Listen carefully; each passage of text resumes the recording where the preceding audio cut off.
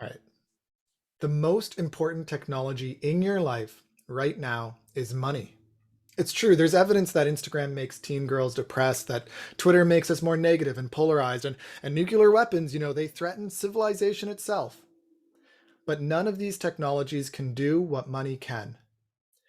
You could say it's easier for a busload of angry Trump supporters to enter the headquarters of Google uninvited than it is for a rich man to enter the kingdom of heaven. Money is a power that can prevent us from seeing and experiencing God. So we need to talk about it. We need to understand it. We need to use money well. I'm Andrew Noble. This is WWJT. It's a good intro. I like it. Thank you. Yeah, I liked it too. I liked the Trump supporters, because like the Jesus's statement about like the eye of a needle and a camel, like we just don't know what that means. So I thought that was good. I thought that was good. So Joel, money is technology, right? You agree with that? Defend Yeah, it. I think that's it's one of the things where it's like people recently have reduced technology's scope to just like apps and social media or like computers, but not realizing that like technology actually goes back to like the invention of writing or the invention of currency. These are all things that we as a society invented or developed to do things in a more efficient way. And as we've mentioned in previous pods, with some trade-offs attached. Yeah, totally. So I think money is one of the best ways to think about Christianity and technology. Because there's so much biblical scripture on it, and therefore we can learn a lot about our approach to it. The difference between, well, it's not wrong to have money, but there are some trade-offs. It's wrong to love money more than God. You can't serve both God and money. So we have these very helpful texts that speak to money that then we can learn and apply that even broader applications of more technologies. So we're going to, in this pod, talk about a whole bunch of different things. We'll see where it goes. Maybe we'll touch on the recession, the history of things. Maybe we'll get into cryptocurrency a bit. Maybe we'll get into tithing and make us all a little bit uncomfortable about should we be giving more? Should we be more generous? Should we be reading 2 Corinthians 9 and thinking through this generous approach to our finances? Who knows where we'll end up? But for now, Joel, can you help us understand, as the technology expert in the room, the history of money? How do we understand how it's changed over time? Okay, yeah, I'll try and keep it to the highlights. But typically, in Bible times, you would trade livestock, like cows, for grain. You'd be trading these hard to move physical objects and barter, and that's how trade was done. And then at And some even point, like Genesis 4, you have those technologies coming up that you have, sorry to cut you off. no, yeah, jump in there. Oh, where is it? Where is it? It was right here in front of me. Oh yeah. So Genesis 4, you have verse 20, the lineage of Cain.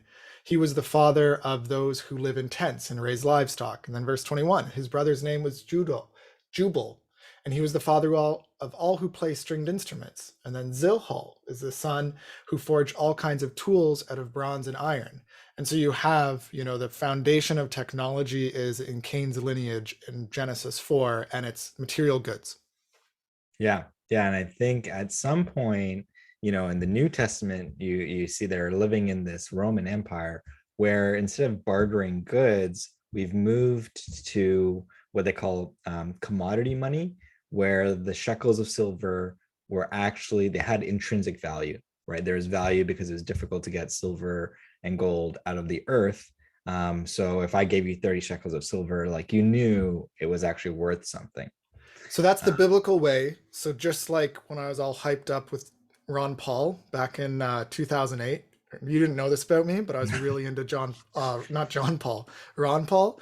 And, he was all about the gold standard. And I was like, as soon as I get money, I got to get gold because that's actually valuable, right?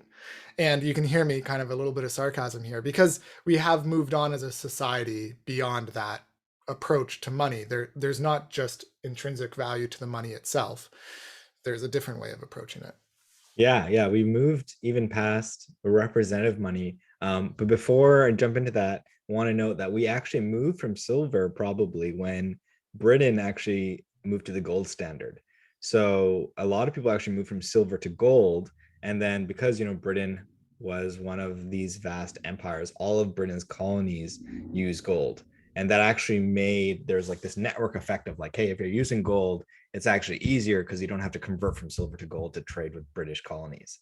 So everyone started using gold as kind of, or the gold standard, which was Britain led as like the world currency. So now we have these things of like the world currency or the premier currency that everyone holds. Fast forward through the world wars, there was like the Bretton Woods Accords where they met in the US and said, how do we get our countries back on track? We're in this Great Depression. And we moved to the US dollar standard, where it was, a representative currency where they had these gold notes. And each of these gold notes represented gold that was like stored in Fort Knox. And it was good, but I think that did actually lead to the Great Depression because now it's fixed and you couldn't really print money. So Ron Paul was right. This was the way to do it. It was the way to do it back then. Maybe it is, some would argue, the way to do it now. Yeah. Some people will advocate for sure. But my money doesn't represent gold now. Yeah. So in 1971, Richard Nixon moved off the gold standard. And I think, the US was looking for US interests and they were faced with a tough time. And they said, hey, we're gonna start printing money. And the money is only worth something. I think this is when like the US moved to fiat money because the government said it was. So you're not really trusting gold, you're trusting the government, which comes with trade-offs because, if the government starts making decisions you don't agree with and hyperinflating your currency, then everything you hold in that currency could become, undervalued or devalued. Which we're going through a lot of inflation right now, post COVID, with the supply chains and everything, and that is happening to a lot of people right now, where their assets are becoming devalued. So you said trust. I think that's an essential aspect of it in this way of approaching money now. That with a fiat currency, your terminology, you'd understand it better than me, but you need trust for it to work. And when you lack trust, like 2009, all of a sudden we go through this financial crisis, then that's where people start to get more skeptical. They don't trust the government. And obviously if the government just owns the currency, they just print their own money. People have concerns about that because it devalues things. And that's probably where we're seeing the rise of different technologies like Bitcoin, right? Yeah, exactly. And that's the interesting thing is that the great financial crisis, GFC, I think people like refer to it as, was only about 15 years ago, 2007, 2008. And after that, the economic policy moved towards quantitative easing, where the Fed would purchase this debt and then actually inject money into the money supply. So it's only for the last 15 years that the Fed is really like printing money. I think they moved from, what was it, like around 600 billion in 2010, to I think it's like 4 trillion today. So they've really been kind of inflating currency. And this is where Bitcoin, actually around the same time in 2008, the famous name is Satoshi Nakamoto, which is a person that actually no one actually knows who he is. It might be a moniker. He might not actually exist. It might have been like a group of people behind that name. But they would post things on this forum and say like, we're trusting the government right now, but that's a centralized source that could fail us, and it's failed other countries before. So we want to move to this decentralized system where this digital coin is not necessarily based on government trust, but an agreement between two people based on a fixed supply. Again, it's like a fixed digital supply. There's a clear ledger that everyone can see where no one can inflate it. It's like there's a fixed amount of coins out there. So that's what makes it unique. It's almost like we're going back in time with Bitcoin, then you're almost saying, because now all of a sudden, no government, no single person can just make more Bitcoin. Or, I mean, there's all these versions of Bitcoin. There's the Bitcoin. And then I remember I was in sales and I met a company through that was Bitcoin Cash. And I had to do the research and find out, oh, this is different. This is like a branch off. And there's a whole complexity just related to that. But at the end of the day, there's finite digital assets with Yeah. Bitcoin. Yeah, That's that's what makes it exactly. pretty unique. But Yeah. it's all over the place. I feel like when I think of Bitcoin, I think of investing with a super wild outcome. Like it's 50% down like in the last 6 months or something ridiculous like that, right? So it's just a very wild way of gambling. Is that a good understanding of Bitcoin? I think that's a popular understanding for sure. And it's like it's interesting you mentioned there's like, yeah, there's Bitcoin, and then they did something where they forked it and they became Bitcoin Cash and Bitcoin Original. And then people started making alternative coins, or altcoins as they're called. Probably the most popular is Ethereum. But all of this kind of comes back to Bitcoin had, it was basically math, right? And it's like, hey, there's a fixed amount of coins. We actually mint these coins from now until I think it's like 2140 at a fixed rate. So we cannot like increase the supply. And there were some problems with it where it's like transactions would take like an hour. So someone said, okay, like what if we like optimize this math where it's like we want transactions to happen within 5 minutes? And then, okay, we'll make this alternative coin. It's adopting most of the same code. We've just like tweaked it, and now we have Ethereum. And then now people are saying, okay, like Ethereum is really good, but it was doing this whole thing, and maybe we'll dive into it, like um, proof of work, where it's like there's it's called crypto because there's like a cryptographic equation, and to make the transfer happen, a computer solves the equation and validates the transaction, and money sent between two people. So basically, you're trusting that the system works, but because the system is open to anybody to look at, it everybody is like, yeah, we can trust this system. And that's where the trust comes in still. But Yeah. it's just a far more obvious system than the government's way of manipulating currency. Though the governments hopefully are trying to be transparent, some are more than others. But Yeah. okay, so I'm following. So we have Bitcoin, but basically all you've said to me is that it has this system where you can trust it so that you shouldn't be ripped off in the same way. I mean, someone could still steal your password, or there could still be like they could steal your wallet, right? Because there's Bitcoin wallets and stuff. But why would Christians use it? What good is it? Yeah, so like people started making these alternative coins to really focus more on utility. Like you said, Bitcoin is known, and a lot of people use it as a store of wealth, and it's just like speculating. It's like just like speculating on retail, any other asset. You can buy a house to flip it, or you can actually buy a house to use it and like live in it and rest, and grow a family. So the same thing with cryptocurrency. It's like you can buy Bitcoin as speculation, but it actually like takes longer to send money. Or you can use a currency like Ethereum and send money back home as a remittance. So there's a large population of workers who have moved from lower standing economic countries abroad to make a better life for their families. And what they do is they send money back home to provide for their families. It's quite popular in India. A lot of And people that's what come. remittance is this sending money. Like I worked at a grocery store growing up. We had Western Union. Is that like a way? That's a way of sending money, but Western Union charges you. Exactly. And that's really like the advantages. Like with the technology today, you can send a remittance without Western Union. Back in the day, you needed a middleman, you needed a person you could trust. Again, it's all back to trust here and back in your home country, which could say, yes, I received the money, I'm going to call over and I'm going to give you the money from this location. But now, cryptocurrency, we can see this public ledger. It's all very transparent. We don't need that middle person, and you can send money back home without a fee. And I think I was like looking, it was like $5 per transaction plus 1% commission. So With with the traditional ways of sending money. yeah, with Western Union and other kind of like um Even middlemen banks, like they that. charge you. Yeah. Yeah, even banks. Actually, it was like it's really interesting. I sold a house I owned, and I had to wait 10 days for the money to actually show up in my account. And I was asking the bank, like, what's going on? Like, why is this taking 10 days? And they have to validate it and do all these things. And this is actually called the float period.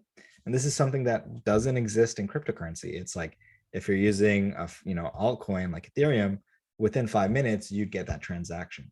You don't Hmm. need this middleman who's actually probably making money off of that float 10 days making interest like these banks are doing. So it's definitely in some ways going to challenge status quo for a lot of what we've accepted as normal when handling currency.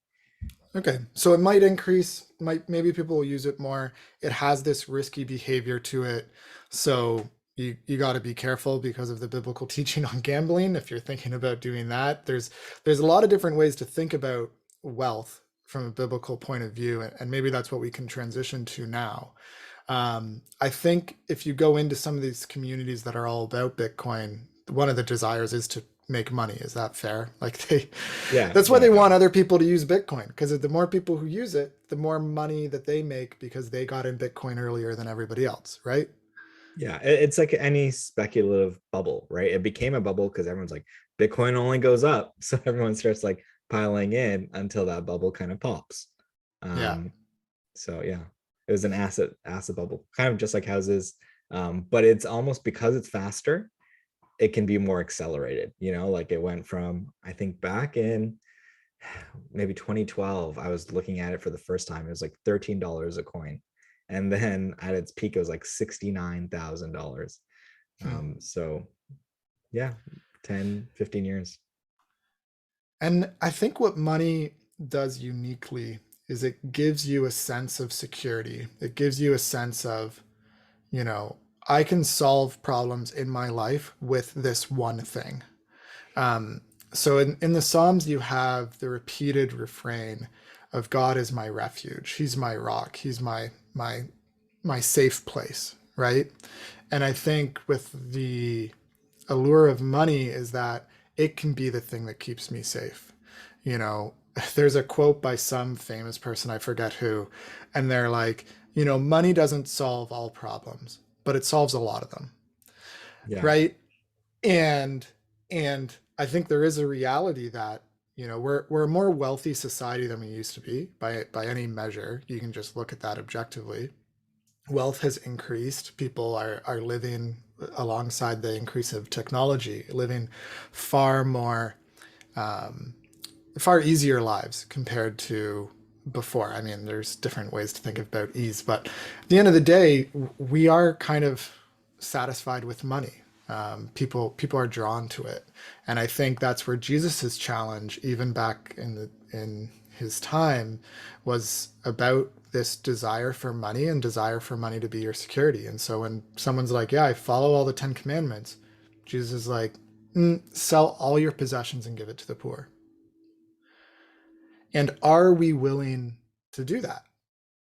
yeah, Right? no, it's a good challenge. I think honestly, for people in tech, it might even be more relevant because of the returns a lot of these companies are having in the stock market, like tech companies, and they don't really have much fixed costs because they're not selling like a physical good. They're selling a software that improves your life.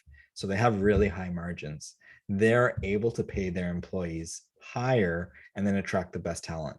And now with pandemic, it's not even like region locked anymore. It's like, okay, we're just gonna like hire people globally.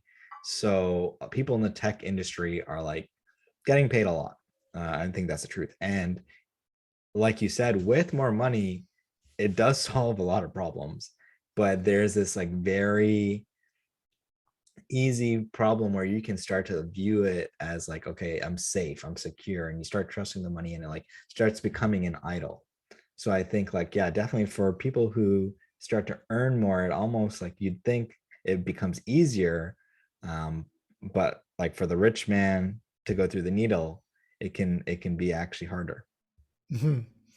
Yeah, Alistair Roberts, he has a great podcast. For 2 years, he just spent 7 or 8 hours a day studying the Bible and then producing a podcast, just recapping the entirety of the Bible. And I'll just play a clip from him when he's going through Matthew 19. Yeah, Rather yeah. than just avoiding stealing, gives. and shows generosity. As this rich young man leaves, Jesus expresses once again the danger of riches, those things that weigh us down, that tie us to something that prevents us from serving and following our true master. You cannot serve both God and mammon. If you find yourself devoted to riches, you will find yourself unable to follow Christ as he calls you to. This makes us uncomfortable, and it really should. We want to be assured that Christ would never ask such a thing of us. Now, Christ does not ask this more generally. However, if he did, we would have to submit. Wealth is a power that can prevent us from entering the kingdom, and Jesus teaches this in no uncertain terms. Wealth is something that can master us, and we, living very prosperous lives for the most part, should be very fearful. It's something that we can become enthralled by. It's something that can dictate the course of our lives, our values, our commitments. Even if we are poor, this can be something that drives our concern. That is something that prevents us from throwing ourselves wholeheartedly into the service of our Saviour. It is only with great difficulty that those with riches can enter the kingdom of heaven. As Jesus teaches in the Sermon on the Mount, where you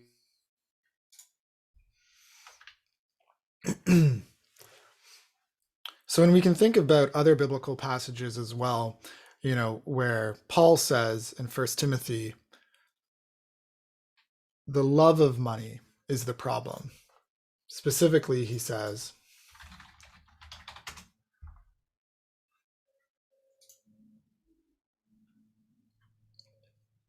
for the love of money is a root of all kinds of evil. Some people, eager for money, have wandered from faith and pierced themselves with many griefs. Do you think with money also comes many griefs? Like, do we actually believe that verse? Because we're like, I mean, it's nice to have lots of money, but I think just as you get a bigger house and then all of a sudden you have to take care of a bigger house, so too with money. Any type of possession, any type of technology, once you own it, once you identify with it, then that is part of what you need to take care of. For those people investing in the stock market and getting very active there, the more you dabble in that, the more you need to tend it, care it like a garden. But if the garden becomes too big, all of a sudden it becomes unmanageable and you're filled with grief about all the different speculation, all the different ways that it can overrun you. So as much as I think I agree, it's difficult, or as much as I agree it's easy with money, there's also some difficulties that come with a lot of money too. Yeah, more money, more problems, right? Notorious B.I.G. That's right. I mean, it wouldn't be a podcast if we didn't quote some Notorious B.I.G. So, well, the one passage from Jesus that I find incredibly fascinating is in the Sermon on the Mount. He says, "Where your treasure is, there your heart will be also." And I think most of us think about it the other way around. We correct our heart first, and then that will change our habits and it will change the way in which we deal with money or technology, even more generally. But what Jesus says is, where your treasure is, there your heart will be also. That whatever you do with your money is an indication of where your heart is at. And in fact, sometimes you can make a decision with your money, even when your heart's not in the right place. You can have mixed motives. You can say, I'm part of this church community where everybody's really generous with their money. Fine. I'll be generous with my money too. And that way, I'm going to be more generous than everybody else in my church. And that's going to make me look good. And you could have mixed motives even, but at least you'd be doing the right thing with your treasure.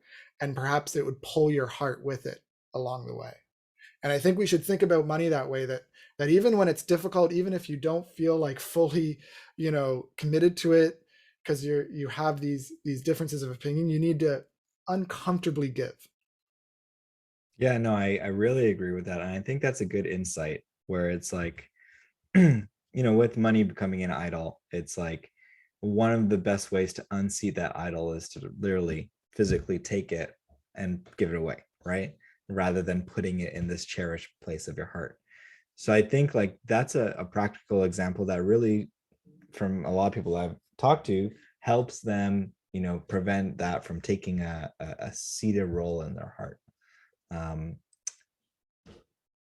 And I think it's also interesting because like it brings up this point of like you need to be able as like an individual or a company to make those decisions about your money of your own will, right? Like you said. And there are some companies, for example, who are starting. There's a lot of ways to, grow a company. One of the more recent ways is to take monies from venture capitalists. But what ends up happening is they now have a say in how you spend that money. And it's not only you that has the autonomy to make those decisions, but you have to consider their interests and what they want, which also like highlights how important it is, that we probably need to focus on like Christian VCs who have maybe like an alignment on the mission if you're starting a company for like a Christian purpose. So yeah. Yeah, the way that you get your money as an organization makes a huge impact on the product. And we don't necessarily see that. We see money as kind of this neutral thing that as long as we get, it's going to be positive, but where it comes from, the expectations that come with that are huge. This podcast has been brought to you by Compassion. If you'd like to sponsor children across the world who are struggling with their daily needs, invest your money in Compassion, a compassionate way to give money to children directly through a ministry that centers around Christ and centers around the church. Now I'm kind of tongue-in-cheek doing this ad right now. Compassion does not sponsor this. I would love for people to give more money to Compassion. Did you think that was real, Joel? Yeah, and the first thing I was like, oh, what happened? I didn't know. We got an agreement with Compassion all of a sudden. No, but you and I, we just talked the other day about like we should not be looking at ads. It's funny, like you start a podcast and then you get all this spam email of like, do you want to monetize your podcast? And like, my name's like Adrian. I'd love to meet with you to talk about like monetizing your whatever. And you can sign up and we'll get you advertisers that want to post on your pod. And it's just an interesting dilemma for anybody who's tied down to their investors, right? What's that changing your product? I think we really need to think about that. Even churches need to think about that. Sometimes churches, and Jesus spoke about this too, where some people, they treat those with money better than those who don't. Oh yeah. Right. And so pastors, they need to guard their own hearts against, oh, these three families, they fund like 25-40% of the church. That's not uncommon in some churches to be heavily supported by a small group of families. And then if they leave, they have some theological problems with what you're saying. Hey, pastor, you sound a little too woke. And you're like all nervous that you're getting grouped into this camp called woke. And you're like, okay, I better, even though I agree with what I said, I don't want this wealthy family to be against me. And this is the allure of wealth, and the allure of wealth, even in churches, it's a very dangerous thing. Wow, yeah, that's actually really interesting. I knew that happens in churches, but I hadn't made the analogy to like pastors being like, oh, these are, my principal investors in my company. I need to make sure they're happy, right? And that same incentive alignment plays out where it's like you start focusing and worrying on the money rather than focusing on the mission, right? And like maybe even compromising your vision and mission and stuff like that. So I think that same paradox exists. Mm-hmm. Yeah, and if I were to do another ad roll, I'd do it for your local church, because I do think, here's what I find, and I've heard pastors talk about this. If they want to raise money, you know how they have to do it? They have to talk about things that they're doing instead of their own salary, right? But biblically, just straight up from the text, Paul says those who labor in teaching and preaching are worthy of honor. They should be paid. And if you are part of a church, and you should be as a Christian, then you should be, giving to your local church. And, some people say 10%, some people say whatever. 10% was a thing in the Old Testament. We're not going to go into the whole theology of that. I think we could look at 2 Corinthians 9 in terms of generous heart, generous giving. An overflow of your love for a church would include giving money to it so that they might use it to support their own families. Now, this makes a lot more sense in smaller churches when the percent of money actually is higher for paid staff than in a larger church, where there actually is a lower percent that goes to paid staff because they just can do more ministry, they can be more efficient.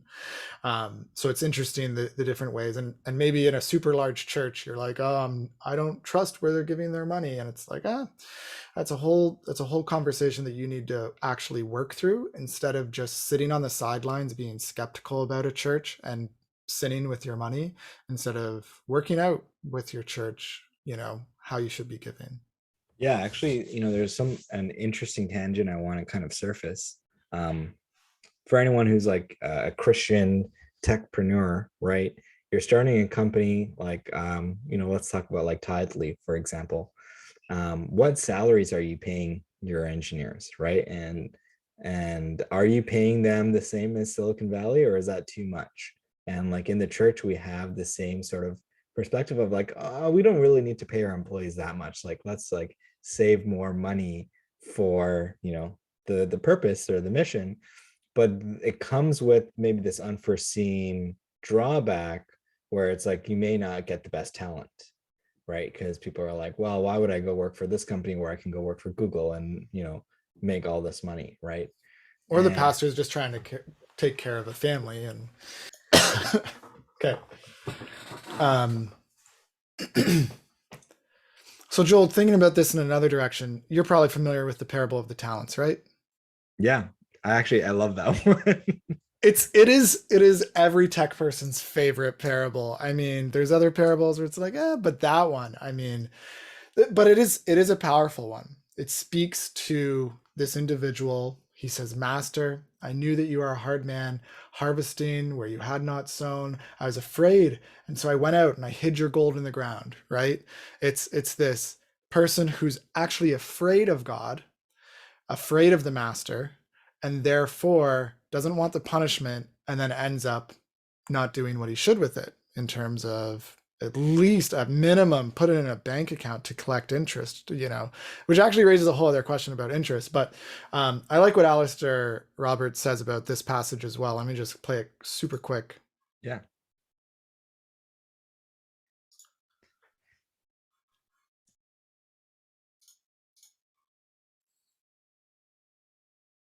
Particular perception of his master. He sees his master as a hard man, a man who is more concerned with judgment, not a generous master, a master who wants to get whatever he can, a master who's concerned with condemnation, a master who's concerned with penny pinching and all these sorts of things, a miserly master. While the faithful servants ventured and took risks on the basis of a belief in their master that he was someone who was a good master who would entrust responsibility to those who were faithful, the unfaithful servant, on account of his false perception of his master, did not venture anything.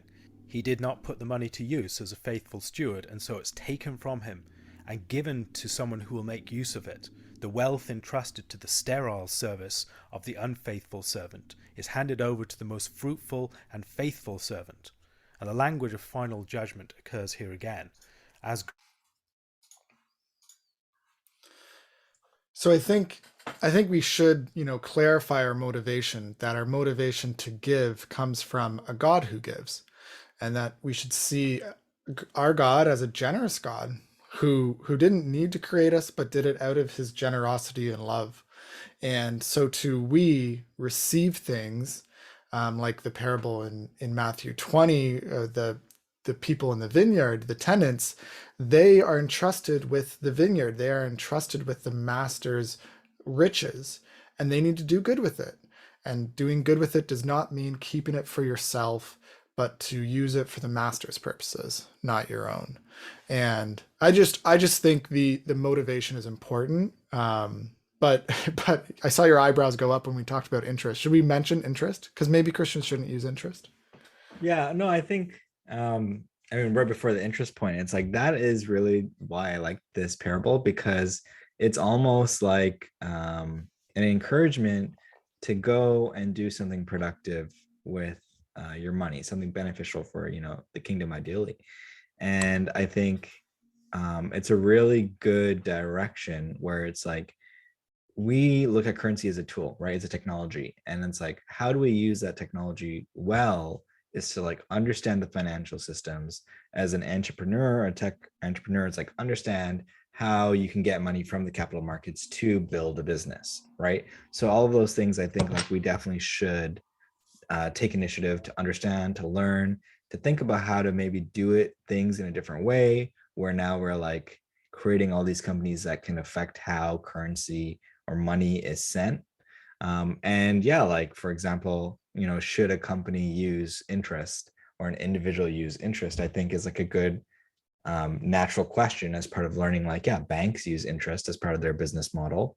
um, I think we're used to just saying in the passage, Jesus said like you should have just like put it in the market and gained interest, but there's other verses where Jews don't take interest, right? Like clarify that for Right. me. Sorry. Right. So yeah, I mean, there's been different perspectives on this throughout church history, but at the end of the day, you have the community that God created, Israel, that was going into the promised land, and God gave them lots of instruction on how to experience shalom, peace, a sense of true prosperity, and that was going to be experienced by a care for the poor, for the widow, for the foreigner.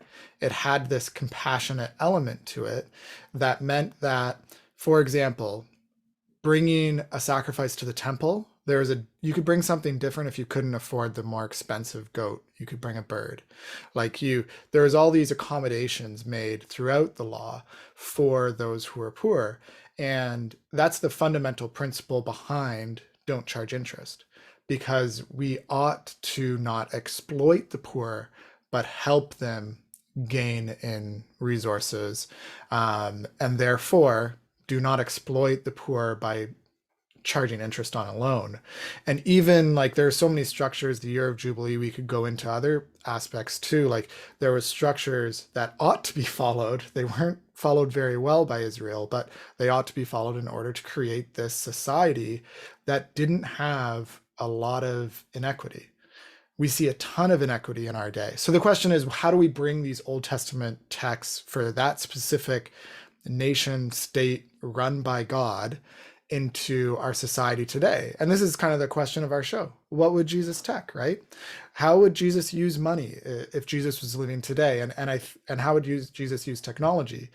Helpfully, Jesus was asked, hey, Jesus, what are we supposed to do with this denarius that has Caesar's face on it?